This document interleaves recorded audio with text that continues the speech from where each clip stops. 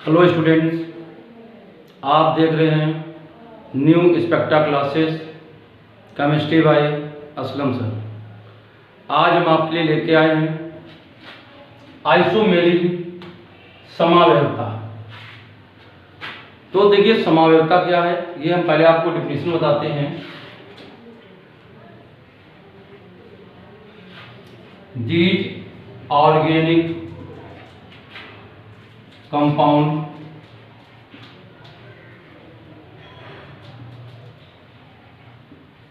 which have same molecular formula but different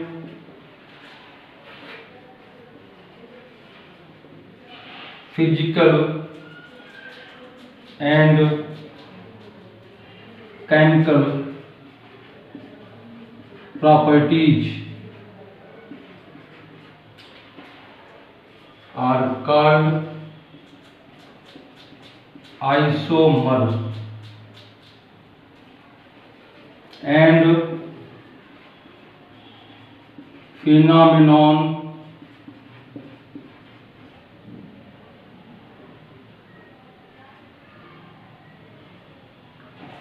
known as isomerism. तो देखिए ये हमारी जो है डिफिनेशन हुई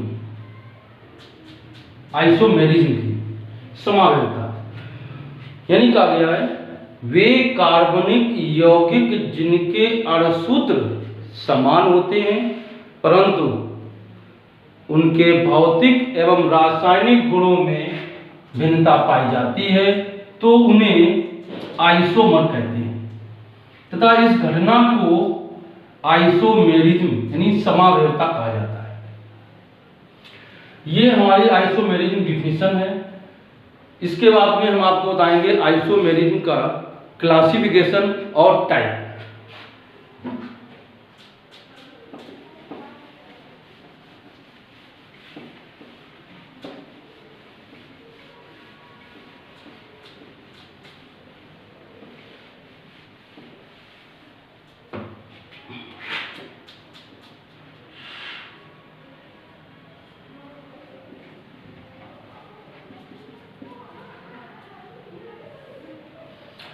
आइसोमेरिज्म को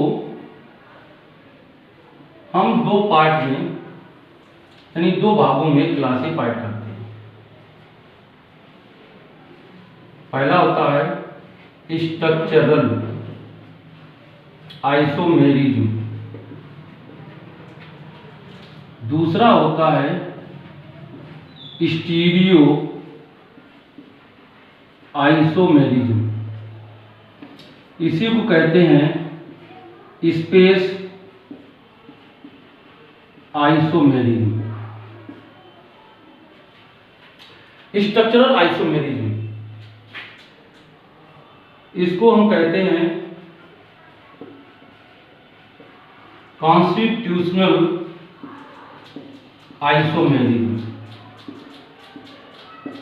यानी संरचनात्मक समावयवता का दूसरा नाम हो जाता है संगठनात्मक समावयवता। यानी जो किन किन परमाणु से मिलकर हमारे बने होते हैं संगठन, कॉन्स्टिट्यूशनल आइसोमेरिज्म। तो देखिए स्ट्रक्चरल आइसोमेरिज्म हमारे निम्न प्रकार के होते हैं। पहला हमारा है चैन आइसोमेरिज्म, दूसरा है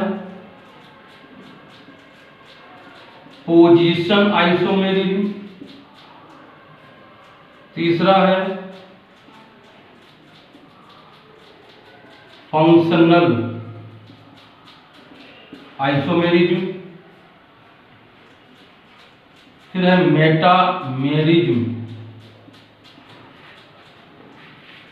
फिर हमारा होता है रिंग चैन आइसोमेरिज्म और लास्ट होता हमारा टाउटोमेरिज्म। फिर हमारा आता है stereo isomerism. Stereo isomerism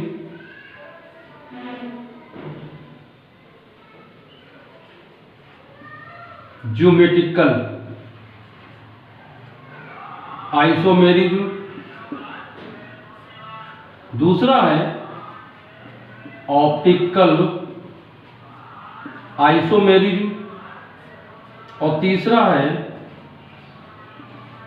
conformational isomerism.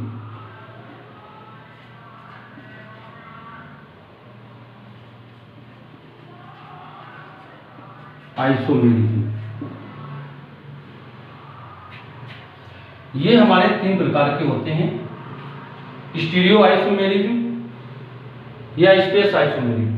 तो ये हमारा क्लासिफिकेशन है। हम आपको इसको हिंदी में एक्सप्लेन कर देते हैं। समावेयता डिफिनेशन हम आपको बता चुके हैं, फिर एक बार रिपीट कर देते हैं। वे कार्बनिक यौगिक जिनके अणुसूत्र समान होते हैं परंतु भौतिक एवं रासायनिक गुणों में भिन्नता पाई जाती है, उन्हें हम समावयी कहते हैं तथा इस घटना को समावेयता। ये 2 प्रकार के होते हैं, स्ट्रक्चरल आइसोमेरिज्म और स्टीरियो आइसोमेरिज्म। स्ट्रक्चरल का दूसरा नाम होता है कॉन्स्टिट्यूशनल आइसोमेरिज्म। स्टीरियो आइसोमेरिज्म का दूसरा होता है स्पेस आइसोमेरिज्म, त्रिविम समावेयता, जिसे कहते हैं त्रिविम समावेयता। स्टीरियो को, स्पेस को कहते हैं आकाशीय समावेयता। तो देखिए ये हमारा सातवां समावेयता है, वो हमारे निम्न प्रकार होते हैं। चैन आइसोमेरिज्म यानी श्रृंखला समावेयता, स्थान समावेयता, क्रियात्मक समावेयता, मेटामेरिज्म यानी मध्यावयवता, रिंग चैन यानी वलय श्रृंखला समावेयता और टाउटोमेरी यानी चलावेयता। इसमें हमारे होते हैं ज्यामितीय समावेयता और प्रकाशिक समावेयता तथा समरूपण समावेयता, या इसे हम कहते हैं समरूपण एनालिसिस।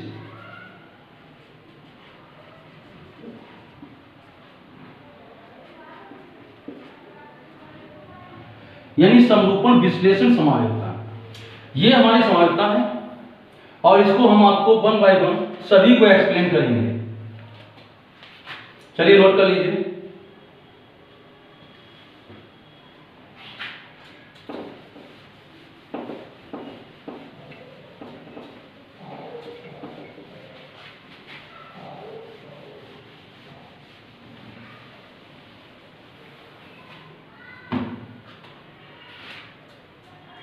सबसे पहले बताएंगे आपको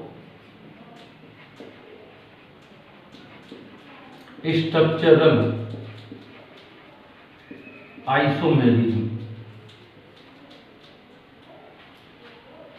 यानी जिनके वे कंपाउंड, वे कार्बनिक यौगिक जिनके अणुसूत्र समान परंतु उनकी संरचना में, स्ट्रक्चर में भिन्नता पाई जाती है, उन्हें हम स्ट्रक्चरल आइसोमर्स में रखते हैं।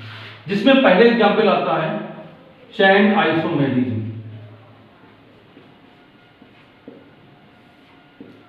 श्रृंखला समावेयता।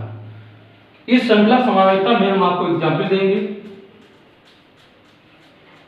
C4H10। ये हमारा मॉलिक्यूलर फार्मूला है। इस मॉलिक्यूलर फार्मूले में हम आपको स्ट्रक्चर बनाएंगे।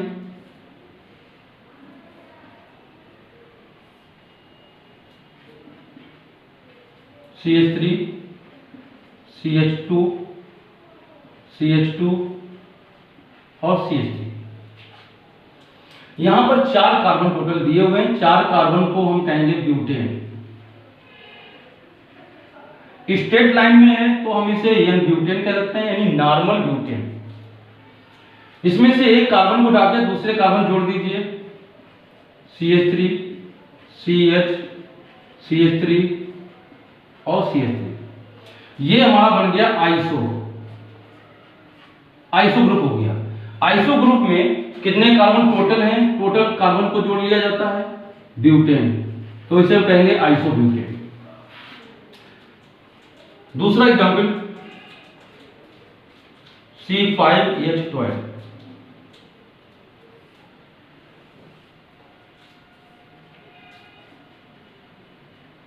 CH3 CH2 CH2 CH2 CH3।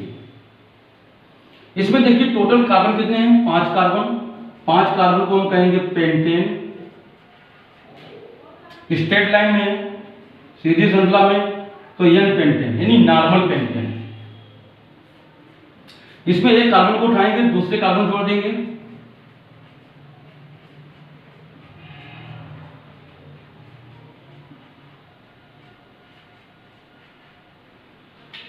जब हम सेकंड कार्बन जोड़ेंगे तो ये हमारा आइसो ग्रुप बन जाएगा। टोटल कार्बन कितने हैं, 5, तो ये कहेंगे आइसो पेंटेन। हम इस कार्बन उठाएंगे, फिर इस कार्बन जोड़ेंगे,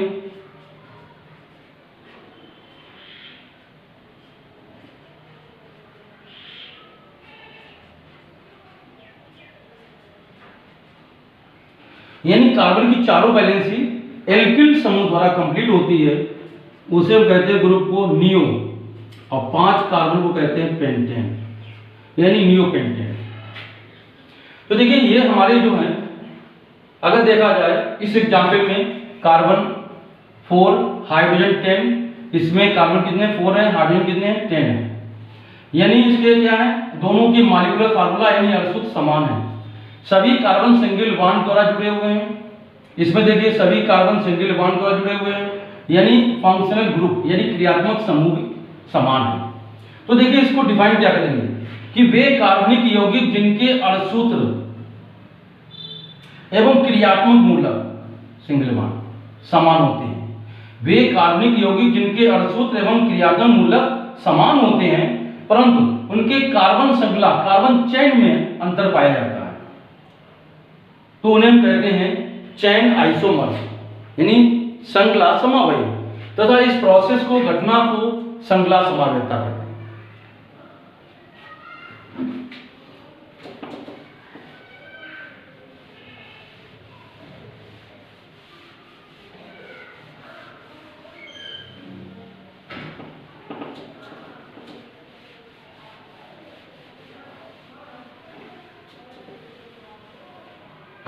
दूसरा example,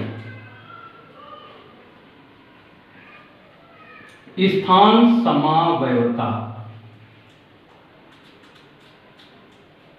position isomerism.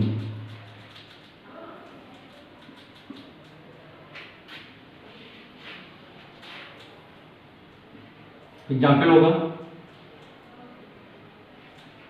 C4H8।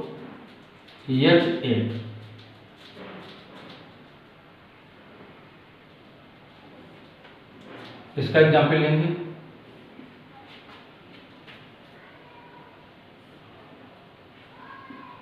CH3 CH2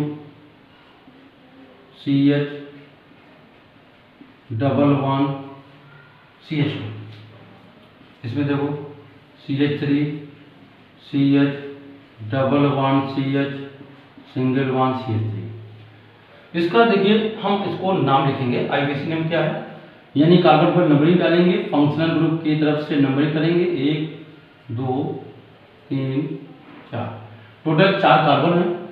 4 carbon के लिए हमारा ब्यूट हो गया, डबल बॉन्ड लगा हुआ है तो ब्यूटीन।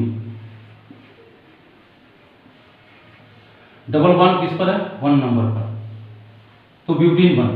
इसमें देखिए इधर से दूसरे नंबर पर, इधर से दूसरे नंबर पर है, तो हम नंबरिंग किसी भी तरफ से कर सकते हैं। इसको कहेंगे ब्यूटीन 2।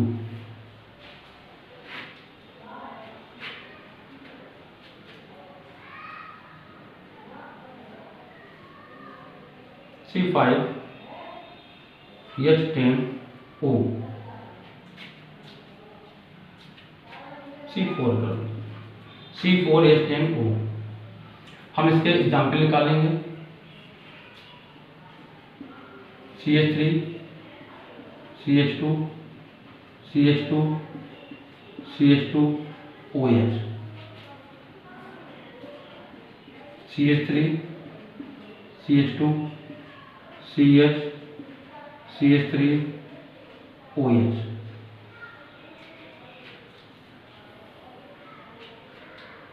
अब देखिए ये हमारा एग्जाम्पल है पोजीशन आइसोमर्स। इसमें देखिए कार्बन नंबरिंग करेंगे। ये फंक्शनल ग्रुप हमारा OH दिया हुआ है, जिस तरफ से नज़दीक पड़ जाता है उसी तरफ नंबरिंग करेंगे। ये कार्बन नंबर 1 हो गया, ये 2 3 4। देखिए 4 कार्बन को हमने कहा ब्यूट, सिंगल बॉन्ड होता है N, functional group OH all. तो हम यहाँ से क्या करते हैं, ब्यूटेन में से E को रिमूव करेंगे और उस जगह पर हम ऑल जोड़ देंगे, एल्कोहल का नाम हो गया ब्यूटेनॉल। OH हमारा फर्स्ट पोजीशन पर है, इसलिए इसका नाम हो गया ब्यूटेनॉल 1। देखिए इसमें नंबरिंग करेंगे। हमारा फंक्शनल ग्रुप OH है, इधर से नजदीक पड़ेगा दूसरे नंबर पर, इधर से तीसरे नंबर पर। तो जिस तरफ से नियर यानी समीप पड़ जाता है उसी तरफ नंबरिंग करते हैं। 1 2 3 4। 4 कार्बन को हमने क्या कहा, ब्यूट कहते हैं। सिंगल बॉन्ड कार्बन लगे हुए हैं इसलिए N कहते हैं। और OH के लिए हम क्या लगाएंगे, ऑल। तो हम E को हटाएंगे और E जगह पे क्या जोड़ देते हैं, ऑल। तो ये हो जाता है ब्यूटेनॉल। OH किस पोजीशन लगा है, दूसरे कार्बन से, इसलिए कहेंगे ब्यूटेनॉल 2। ये देखिए पहले कार्बन लगा हुआ है इसलिए कहेंगे ब्यूटेनॉल 1। देखिए इसी को हम डिफाइन करेंगे कि इसमें हमारे जो मिल रहे हैं उसमें देखिए दोनों एग्जाम्पल में अड़सूत्र दोनों के समान है, फंक्शनल ग्रुप यानी क्रियात्मक मूलक भी समान है। अंतर क्या है, यहाँ पर क्रियात्मक मूलक डबल बॉन्ड ये पहले नंबर पर है, यहाँ पर दूसरे नंबर पर। तो ये क्रियात्मक मूलक के स्थान में अंतर पाया जाए। अड़सूत्र समान और क्रियात्मक मूलक भी समान, केवल क्रियात्मक मूलक के स्थान में अंतर है, इसलिए हम इसे कहेंगे स्थान समायोजकता। इसमें देखिए जो फंक्शनल ग्रुप है OH है, ये OH हमारा फर्स्ट कार्बन पर जुड़ा हुआ है, इधर OH दूसरे नंबर जुड़ा हुआ है। तो OH हमारा क्या है, क्रियात्मक मूलक। क्रियात्मक मूलक के स्थान में देखिए अंतर पाया जा रहा है, इसलिए इसे हम क्या कहेंगे, स्थान समायोजक। इसे डिफिनेशन यानी डिफाइन कैसे करेंगे, वे कार्बनिक यौगिक जिनके अणुसूत्र एवं क्रियात्मक मूलक यानी अणुसूत्र एवं क्रियात्मक मूलक समान होते हैं, परंतु क्रियात्मक मूलक के स्थान में विभिन्नता पाई जाती है यानी अंतर पाया जाता है, उन्हें हम स्थान समावयी कहते हैं तथा इस प्रोसेस को, इस घटना को स्थान समायोजकता कहते हैं। ये हमारा हुआ है पोजीशन आइसोमर्स। अब हम आपको नेक्स्ट इसमें बताएंगे फंक्शनल आइसोमर्स।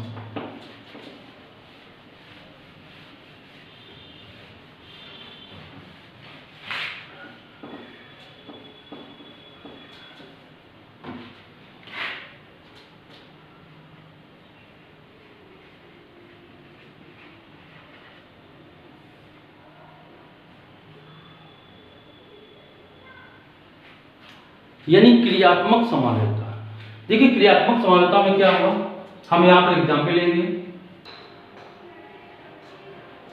एल्कोहल और ईथर में, एल्कोहल और ईथर का एग्जाम्पल,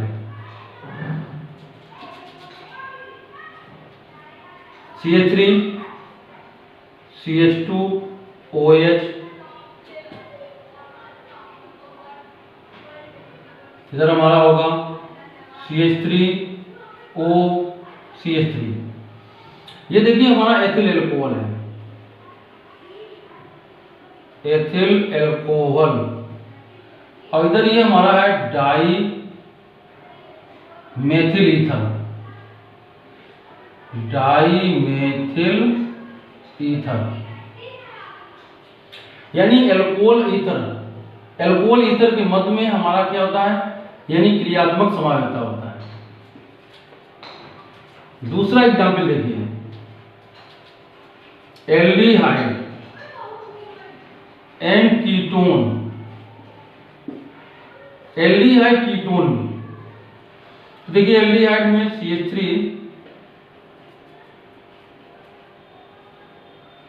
CH2 CHO, ये एल्डिहाइड है। इधर देखिए कीटोन CH3 C++O और CH3, यानी इसमें एल्डिहाइड क्रियात्मक समानता है, इसमें कीटोन। देखो डिफिनेशन क्या होती है, यानी वे कार्बनिक यौगिक जिनके अणुसूत्र समान होते हैं वे कार्बनिक यौगिक जिनके अणुसूत्र समान होते हैं परंतु क्रियात्मक मूलक में भिन्नता पाई जाती है, तो उसे हम क्रियात्मक समावयी कहते हैं तथा इस घटना को क्रियात्मक समावयिता कहते हैं। एग्जाम्पल हमारा होगा इसी प्रकार देखिए यहाँ पर एल्डिहाइड और कीटोन भी है। तीसरा एग्जाम्पल देखिए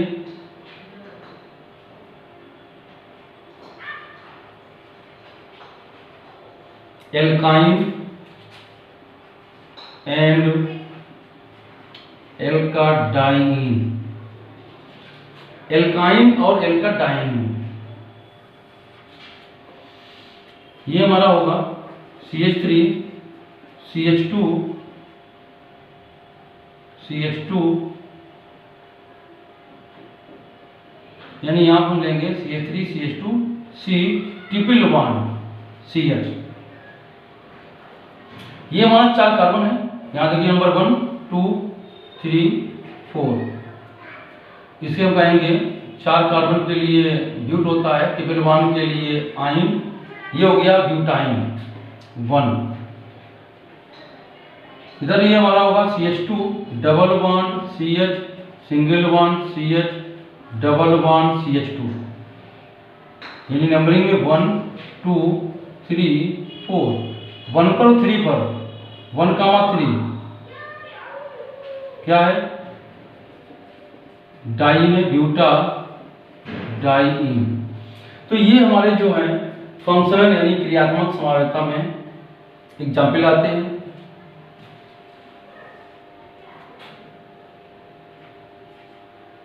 अगला देखिए हमारा इसमें एसिड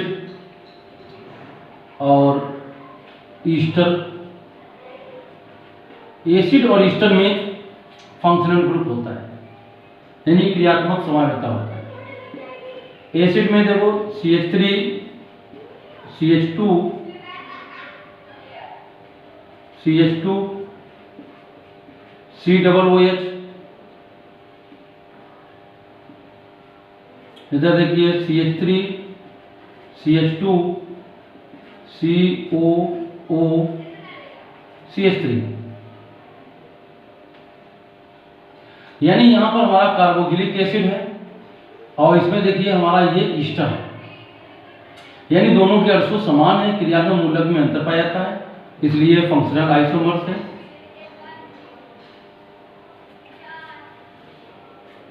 हमारा एल्डिहाइड कीटोन का हो गया, एल्काइडिन इसका हो गया। और फंक्शनल ग्रुप में 1 degree 2 degree and 3 degree amine, यानी प्राइमरी सेकेंडरी टर्सरी एमीन में हमारा क्रियात्मक समावयिता होता है। एग्जाम्पल देखिए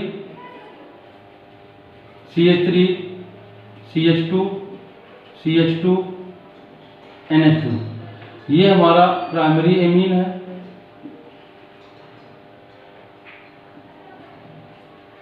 CH3 CH2 NH CH3, ये हमारा सेकेंडरी एमीन है।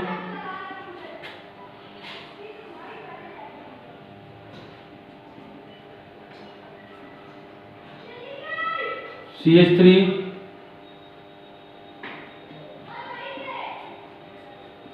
EN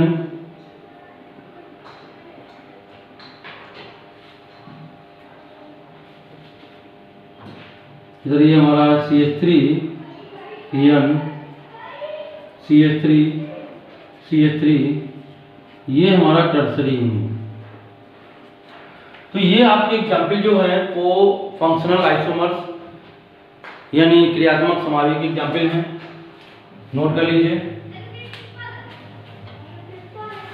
नोट कर लिया।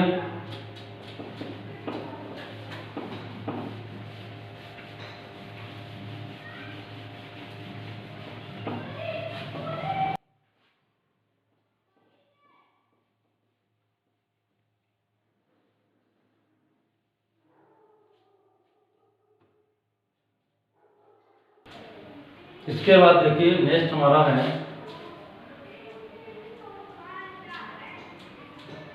मेटामेरिज्म। मध्यावयवता। इसमें हमारा एग्जाम्पल होगा, first example ether.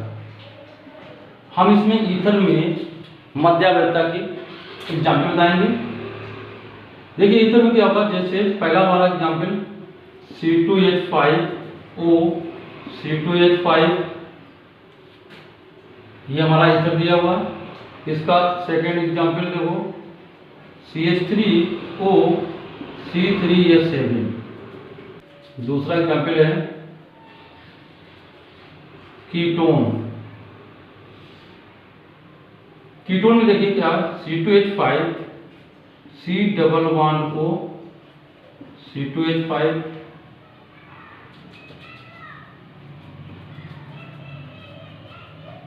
CH3, C11O, C3H7। देखिए मेटामेरिज्म क्या, मध्यावयवता, यानी वे कार्बनिक यौगिक जिनके अणुसूत्र और क्रियात्मक मूलक समान हो, परंतु उनके एल्किल मूलकों में विभिन्नता पाई जाती है, उन्हें हम मध्यावयवता कहते हैं। देखिए जैसे C2H5, इस एल्किल मूलक में C2H5 है, इसमें क्या है CH3, तो देखिए एल्किल मूलक में अंतर पाया जाता है। जबकि हमारा क्रियात्मक मूलक दोनों में ईथर है, इधर क्या है C2H5 है, तो इधर क्या है C3H7। तो यानी क्रियात्मक मूलक समान होंगे, परंतु एल्किल मूलक में देखिए अंतर होगा, एल्किल मूलक में अंतर होगा, उसे हम कहते हैं मेटामेरिज्म। अन्य एग्जाम्पल हमारे हैं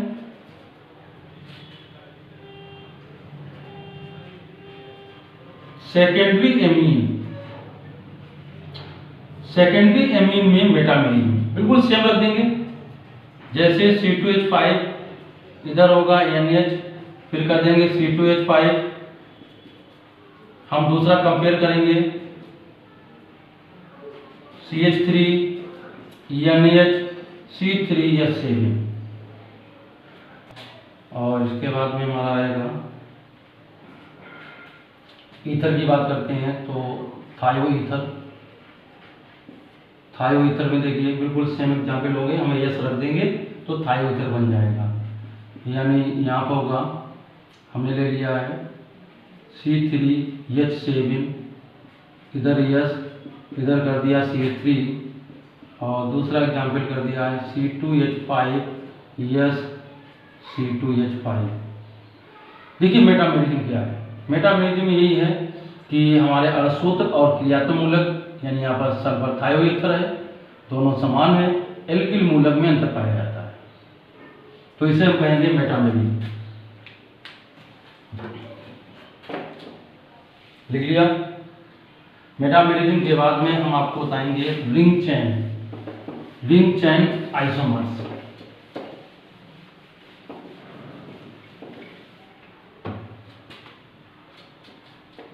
नेक्स्ट हमारा है ring chain isomerism.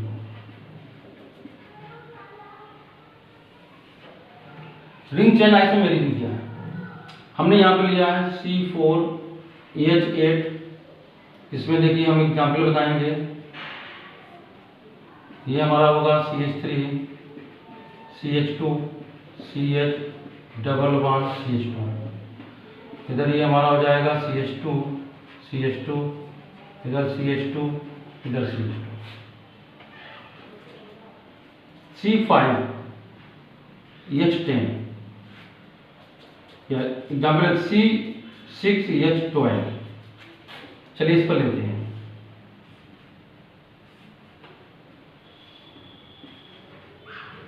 CH3, CH2, CH2, CH2, CH double bond CH2। इसका देखिए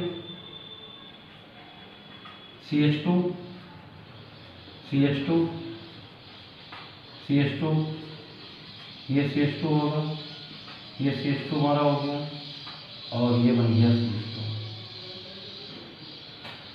यानी कि देखिए 4 कार्बन का ये हमारा होगा ब्यूटीन 1, 1 2 3 4। और इधर ये हमारा होगा साइक्लोब्यूटेन। इधर देखिए 6 कार्बन का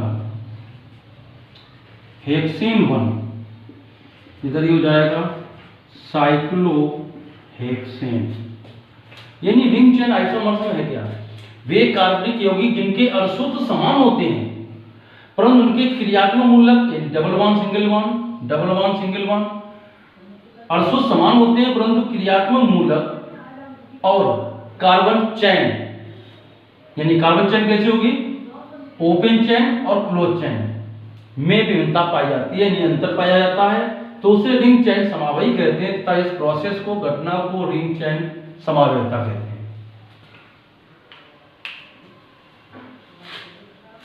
नोट कर लिया। इसके बाद में हम आपको बताएंगे टाउटोमेरिन, चला गया।